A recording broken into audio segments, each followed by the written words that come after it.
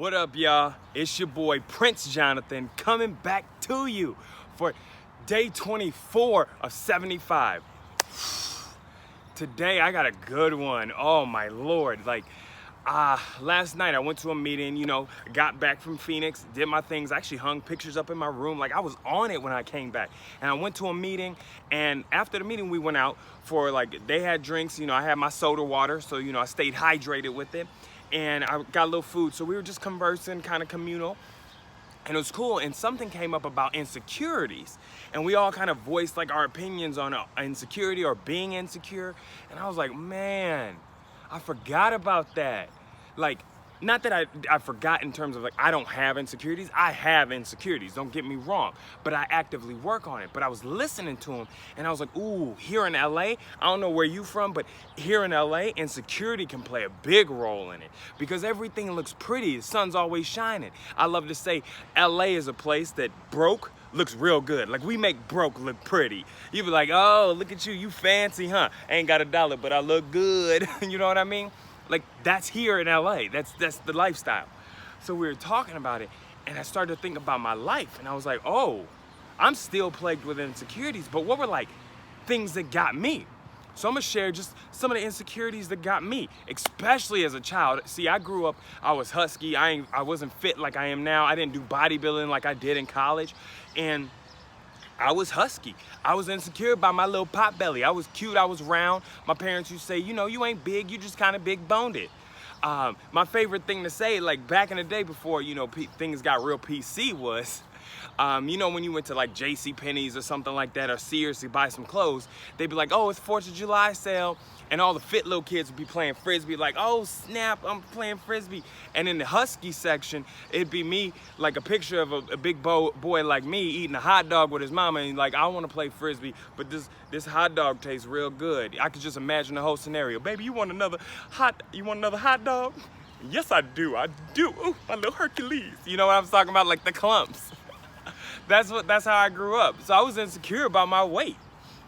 And then move forward, maybe to college time, I was insecure about my work. See, I was really good if you put me to work. I committed to it, I did it. You didn't have to worry about Jonathan not getting it done, but I would be insecure that anytime the boss would go talk to somebody else, because it came from approval.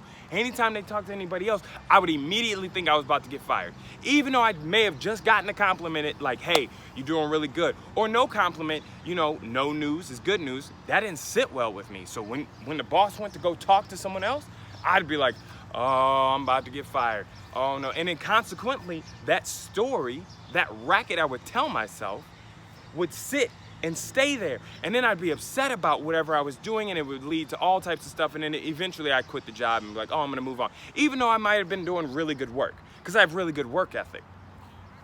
And now the last place, now we're in LA, right?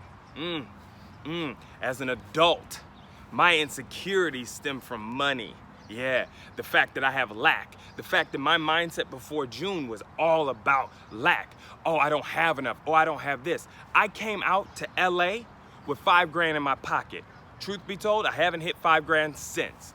But I look at my lifestyle, I look at what I've been doing. Oh, you've let your insecurity of money and your self-worth, you've let that control what's going on. So I would take jobs that were less than me, no disrespect, but for me, I shouldn't have been doing it. I should have been progressing in these areas. TV, I should have been progressing in acting. I should have been progressing even in some sort of management. I should have always moved forward. But instead, I let my insecurity run the show.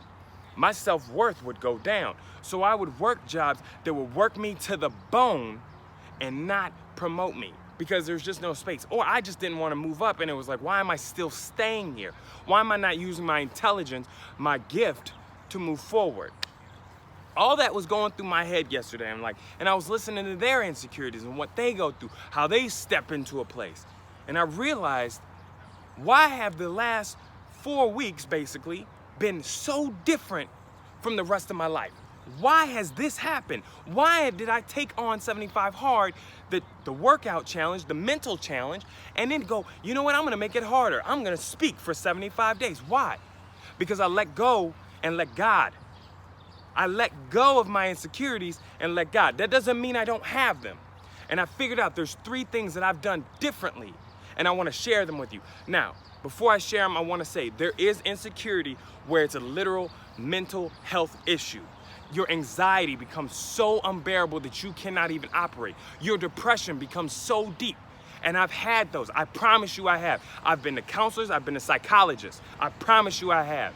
The difference between me is I always knew there was something more and I had to keep going. But I know people that struggle with it. So if you struggle with that, please seek help. There is nothing wrong with that. Please go see a doctor. There is nothing wrong with that. Go to a 12-step meeting about Debtors Anonymous, Codependence Anonymous, Alcohol Anonymous, Spousal Abuse Anonymous, something. Go to something where you can share and you can receive at the same time. Go there. So if you have the mental side of it. Now, for the rest of us who have maybe the insecurities that stem from, I like to call it, comparing yourself against false idols. Ooh, the false idols, like out here in LA when you roll, or where you from, you see someone with a big body car, or you see someone with something more than what you have. That's a false idol. Now you're comparing yourself. A lot of insecurity comes from you stepping into a place and you're comparing yourself to them, and you think they're thinking about you. First of all, they're not thinking about you. No one's thinking about you when you walk in. You need to think about you so you can understand that you own it. So the first thing I've done so far, the first thing was I accept the fact that I have insecurities. I accept it. Remember, I talked about feeling your feelings. Don't act on certain feelings, feel them. So when I get insecure, case in point, there's a church that I go to sometimes on Wednesday. All the people are beautiful, men and women, all of them are beautiful. Just, they look like models, and I just go, Jesus, why all the angels gotta come here? Why they all gotta come here, huh? But I check it right away. I go, you know what? Feel it. Yep. I feel like I'm not as pretty as them. But, okay, cool. I'm not gonna hide. I'm not gonna sit in the back. I'm not gonna roll out. In fact, I'm just gonna smile and be like, yep, I feel like that. Cool. I feel them. I don't act on them. I don't shy away. I don't go, no, I'm good. You prettier than me, I'm good. Oh, you tall, I'm good. Nope, I don't do any of that. That leads me to the next step, is you gotta own your power, okay? Everybody, if you're in the sound of my voice, you have power. You have it inside of you. I tell you every day because I mean it. You have everything inside of you that you need to make your life the best life possible. Everything's inside of you. It don't matter what's going on. Everything's inside of you. I gotta start shooting earlier in the day because they loud. But here's the thing. I'm gonna talk a little louder. You need to, once you feel it, give yourself a second. If you have the second, give yourself a second, feel those feelings. Give yourself a minute, feel those feelings. You're going through a breakup, feel the feelings. But then you need to own your power. Understand that who you are, you have everything. You can step inside of a 3-foot box. You own that power. You control this power. You are you. You are the strongest version of you. So when you walk in, you step in proud and go, yep, I'm Jonathan. I am a gift from God. Yes, I am. I own this power. You can't take it from me. And you know what's funny? When you start to do that, time after time after time, people will come to you. People will come around you and they'll realize, oh, you got something different. You got something because you're no longer worried about what they saying. You're not worried about it. You're worried about your internal thoughts.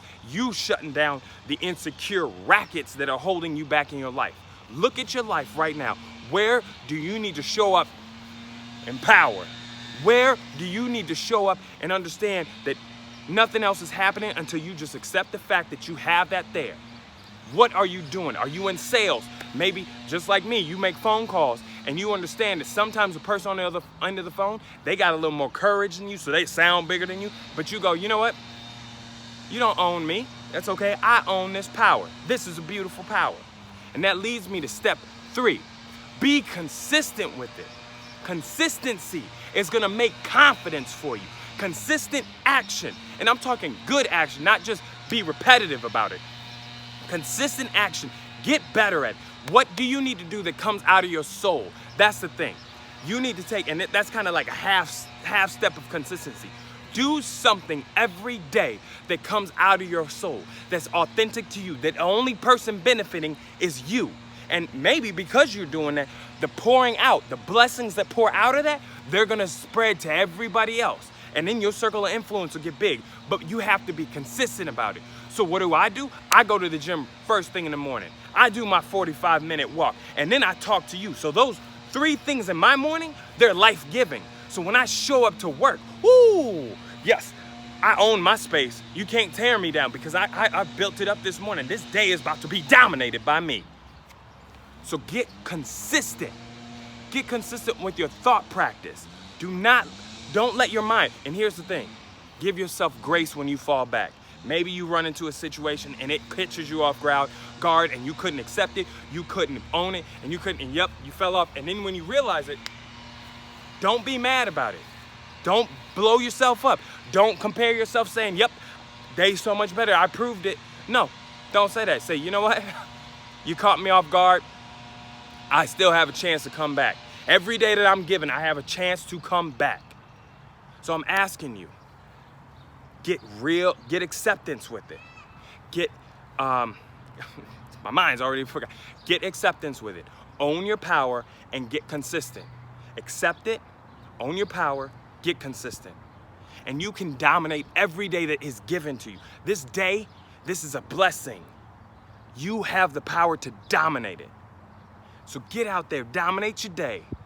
I love you from the bottom of my heart. I want the best from you. I want everything for you. I want you to open up, turn it all on.